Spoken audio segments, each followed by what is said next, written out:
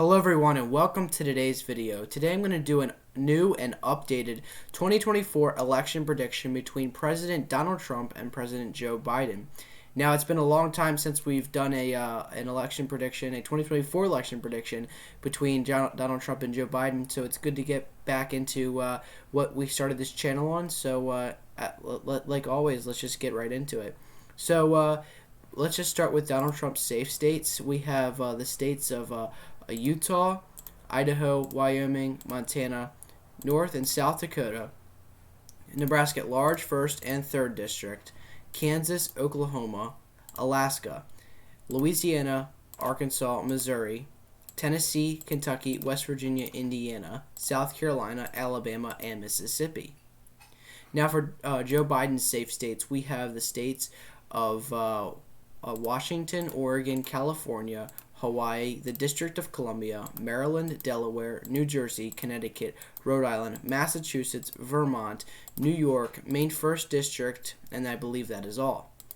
Now moving on to Donald Trump's likely states, this is the state of Texas, and also with that we have the state of Florida. Now back in 2020, Florida went to Trump with 3.4% of the vote over Joe Biden, and I believe that in this scenario that Donald Trump could improve in Florida, maybe get around a 6 to 7 point margin in the state.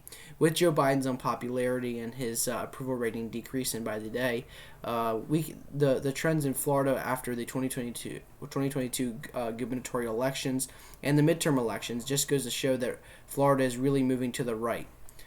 So also we have the state of Ohio. This is a state that the governor, Mike DeWine, carried in his re-election with over 30 points against the Democrat Nan Whaley. And this is also a very Trumpian state, a state that carried Trump back in 2016, if we look here, with 8.1% of the vote over Hillary Clinton. And again, in 2020, in a blue wave year, we had carrying Trump with 8% again. And that leads us to the state of Iowa. This is a state that will carry Trump Trump will carry the state by a likely margin.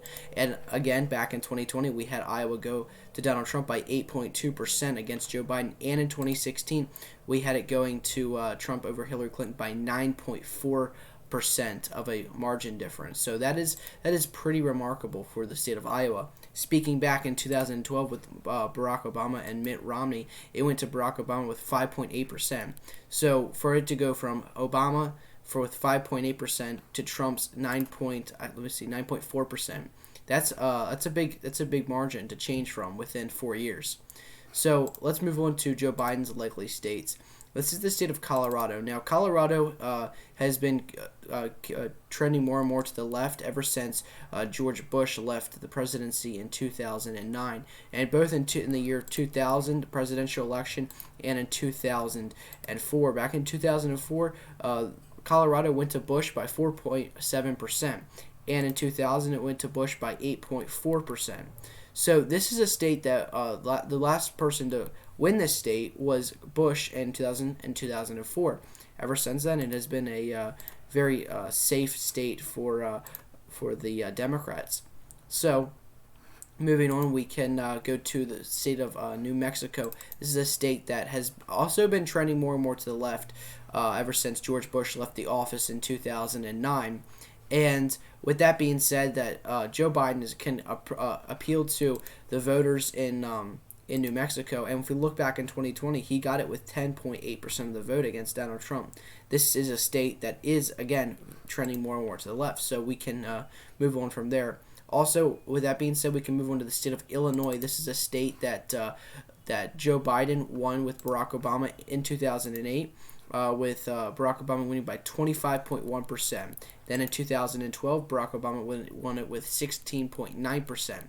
And then in 2020, Joe Biden won it with 17%, a safe margin. But as Donald Trump is gaining popularity and Joe Biden is decreasing, I can see that he can bring it down to a likely margin for this. I think he could get around a 10-point margin in the state of Illinois. The only areas in Illinois that really go for the Democrats and which changed the state from a Republican leaning to a full-on Democrat lead is the city of Chicago. And that is really and Springfield, but both of those cities they really shift the state going to the left. So yeah. We can move on to the state of Virginia. This will go for Joe Biden with around probably like a 9 to 10 point margin. Back in 2020, it went to Joe Biden with a 10.1% margin. Now this is a very good lead for Joe Biden, and back in 2016 it went to Hillary Clinton with just 5.3%. So that's both decent margins for the state of Virginia, and Virginia hasn't voted for a Republican since 2004 with George Bush with 8.2%. So yes, this will stay in the Democrat column for now. And moving on to the state of Minnesota, this is a state that has stayed with the Democrats since 1976. 1972 was the last year that a Republican was able to win here. Let's go back to 1972 here. Let's see, 1972. Richard Nixon won here with 5.5% in the state of Minnesota, and then in 1996, Carter won here with 12.9%. So yeah, it's been ever since 1996. It's gone to the Democrats, as we see here. Even in the red wave year of 1984, with Ronald Reagan winning in a complete landslide against Walter Mondale. Walter Mondale barely held on to the state, and yet they kept on, and it's stayed like that ever since, all the way dating to 2020, and it went to Joe Biden with 7.1%. And I think Joe Biden can do fairly well in the state. I think he can get around an 8-point margin in 2024. Just speaking that after the 2022 midterms, it has gone up for the Democrats, and with that being said, I think that he can hold on to the state. This is a state that will stay with the Democrats. So with that being said, we can move on to the state of New Hampshire. This is a state that will go for Joe Biden as well. If we look back here in 2020, it went for Joe Biden with 7.4%. I think it'll stay around the same margin, maybe decrease to around a 6.8%, but nonetheless, it'll stay with the Democrats no matter what. So moving on, we can also go to, now that's it for the Democrats, or Joe Biden's likely states. And moving on to Donald Trump's lean states, I should say. This is the state of North Carolina. Now, North Carolina is traditionally a very conservative state, a state that Republicans almost always win in. Now, in the 2022 midterms, Ted Budd won here against Sherry Beasley around like a 3-point margin, 2-point margin. In the state, that's what my predictions had it, and I was pretty much dead on with that. And so they have a Democratic governor. They got in 2020. Again, and I think in 2016 they had that he was elected, but nonetheless he is a Democrat governor. That is Roy Cooper in North Carolina. So North Carolina is interesting with their governorships and the Senate, but normally in presidential elections it goes for the Republicans. The last time it went for a Democrat was in 2008 with Barack Obama. Winning it with only against John McCain with 0.33%, and yet again in 2012 Mitt Romney was able to get it with a 2-point margin against Barack Obama. So yeah, this is a state that will go for around 4 points, 3 to 4 points for Donald Trump, and again in 2020 it went to 1.3% for Donald Trump against Joe Biden. I think he'll improve around the areas around the more conservative areas. So with that being said, we can move on to the state of Wisconsin. This is a state that Donald Trump will improve here. This is a flip from 2020. He was able to get it in 2016 against Hillary Clinton, and Donald Trump had it here. He won it with 0.76% of the vote against Hillary Clinton, and that's a very respectable margin. And then in 2020, Joe Biden was able to flip that with a 0.63% margin against Donald Trump. So that's very good for the Democrats. But I think that it'll go back into a Republican lead in the state. And now I want to talk about the state of Nevada. Now Nevada, back in this midterm election cycle, 2022. Adam Laxalt, who was running in the Senate against Catherine Cortez Masto, narrowly lost to the incumbent Catherine Cortez Masto, who is a Democrat. But in the governorships, it was Joe Lombardo against the incumbent Steve Sisolak. Now Joe Lombardo is the governor-elect now. He won with around a 2-point margin in the state, and he did it with the Trump endorsement. And with that being said, I think Joe Lombardo will be able to boost Donald Trump to the finish line in 2024 and will be able to claim this state for Donald Trump by a lean margin by barely just 1.5%, just barely. And in 2020, Joe Biden got it with a 2.4%. I think Donald Trump maybe even get it with a 1%, but I think Joe Lombardo will help him a lot in the state. Now moving on to Joe Biden's lean states. This includes the state of Michigan. Now, I think that Joe Biden will do very well in the state of Michigan. I don't think Donald Trump is going to be able to pull it off in the state. Gretchen Whitmer won her re-election with 10 points against the Trump-endorsed Tudor Dixon, and Michigan just doesn't like Trump anymore. They're trending more and more to the left, and back in 2020, Joe Biden won it with a 2.8% margin. That's a lean margin, almost a likely margin. But, yeah, so I think that it'll stay with the Democrats. Moving on to Maine at large, I think that that Joe Biden will win here at Maine at large with around probably like a 3 to 4 point margin in the state, maybe 2 point margin, something like that. Nothing too surprised there. Now, before I forget, one area that I forgot to categorize for Donald Trump as a lean margin is Maine at large. He'll get by around 2 to 4 points, but nonetheless, it'll be a hold for Donald Trump. Now, moving back to Joe Biden, lean margin is Nebraska's 2nd congressional district. That is, went to Joe Biden by a likely margin was 6.6%. And back in 2020, Donald Trump got it with a 2.2%.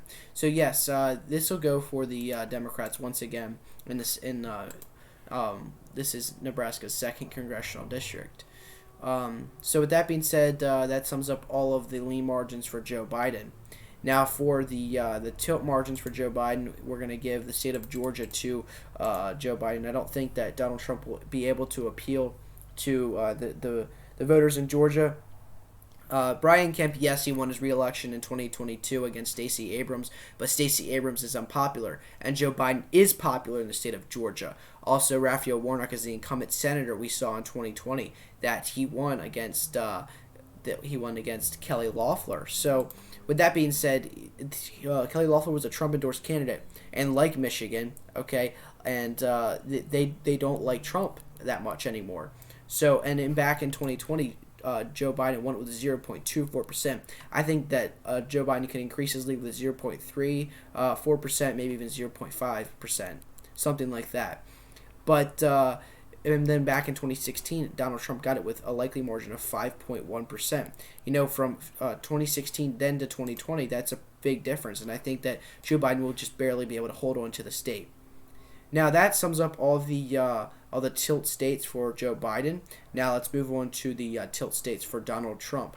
Now Donald Trump will pick up the state of Arizona here. I'm sorry about that. He will pick up the state of Arizona with his 11 electoral votes, a gain from 2020. He lost it to Joe Biden 0.31%, and then back in 2016 he got it with a lean margin with 3.5%.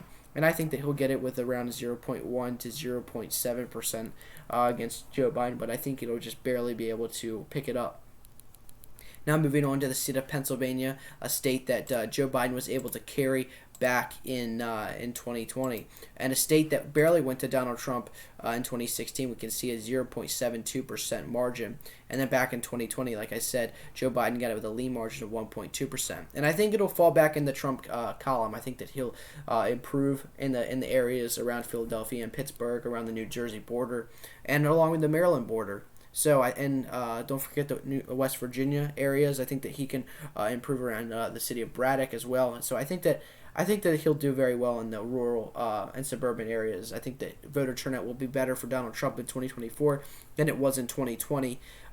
So yeah, that's all that we have for Donald Trump. So like I said, Donald Trump is 281 electoral votes to Joe Biden's 257. Donald Trump, if this were to happen, he would be the second president in American history to serve 2 non-consecutive terms, along with Grover Cleveland. So with that being said, thank you all for watching. I hope you guys enjoyed the video. Like the video if you haven't already, and subscribe to the channel so you don't miss a single video when I post it or when it comes out. Stay tuned for more exciting videos like this, and I'll have future live streams, and also just have a lot of good content coming in the future. So if you guys like that, stay tuned, and I will see you all in the next one. Thank you, God bless, and God bless America.